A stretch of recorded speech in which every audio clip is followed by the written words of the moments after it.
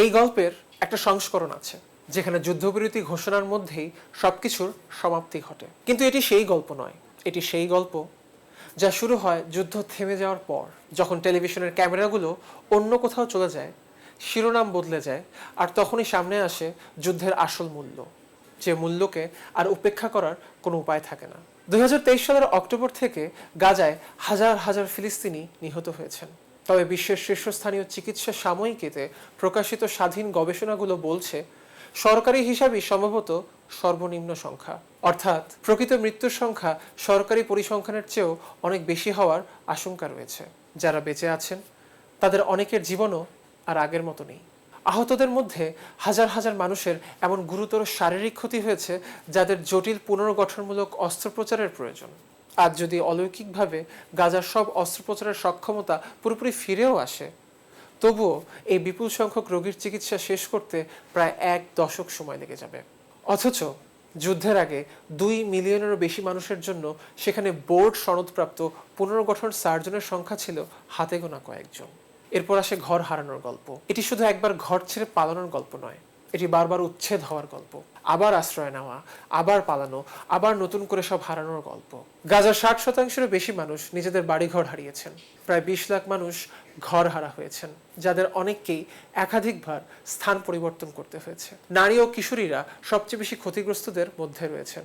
প্রায় 10 লাখ নারী ও মেয়ে গড়ে 4 বার করে আশ্রয় বদলাতে বাধ্য হয়েছেন।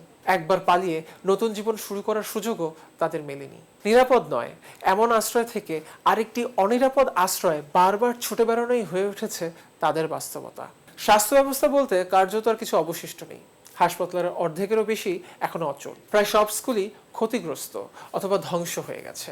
লাখ লাখ শিশু বছরের পর বছর শ্রেণীকক্ষে ফিরতে পারেনি। এটি শুধু একটি শিক্ষাবর্ষ নষ্ট হওয়ার ঘটনা নয়, এটি এমন একটি প্রজন্মের গল্প যার যুদ্ধের গভীর মানসিক ক্ষত নিয়ে বড় হচ্ছে, অথচ আনুষ্ঠানিক শিক্ষার সুযোগও হারিয়ে ফেলেছে। এরপর আসে পুনর্গঠনের প্রশ্ন, কারণ ধ্বংসস্তূপ নিজে থেকে কখনোই শহর হয়ে ওঠে না। জাতিসংঘ ও বিশ্ব ব্যাংকের সঙ্গে কাজ করা আন্তর্জাতিক মূল্যায়নকারীরা হিসাব করেছেন শুধু অবকাঠামোর ক্ষয়ক্ষতির পরিমাণই $30 বিলিয়ন বেশি, আর সামগ্রিক অর্থনৈতিক ক্ষতি $50 বিলিয়ন ছাড়িয়ে গেছে। জাতিসংঘ ও ইউরোপীয় ইউনিয়ন সতর্ক করে বলেছে এই যুদ্ধ গাজার মানব উন্নয়নকে 77 বছর পিছিয়ে দিয়েছে। কয়েক মাস নয়, 1 দশকও নয়, প্রায় 8 দশকের অগ্রগতি যেন মুহূর্তের মধ্যে মুছে গেছে।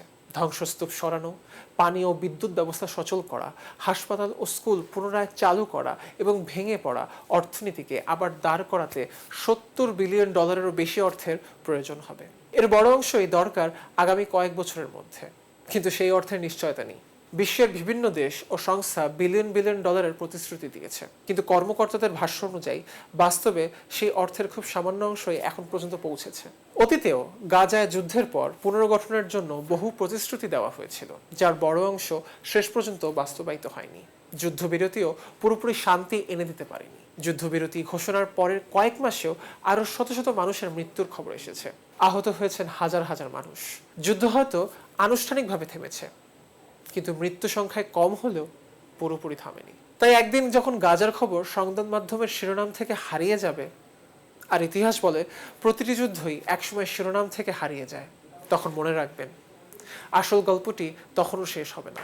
কারণ এরপর শুরু হয় আরো কঠিন লড়াই, একটি সমাজের যেখানে শিশুদের বড় হতে হয় স্কুল ছাড়া, আহত মানুষকে চিকিৎসা নিতে হয় হাসপাতাল ছাড়া, আর পরিবারগুলোকে নতুন করে ঘর বানানোর চেষ্টা করতে হয় সেই অর্থ ছাড়াই, যার প্রতিশ্রুতি তারা বহু আগেই পেয়েছিল।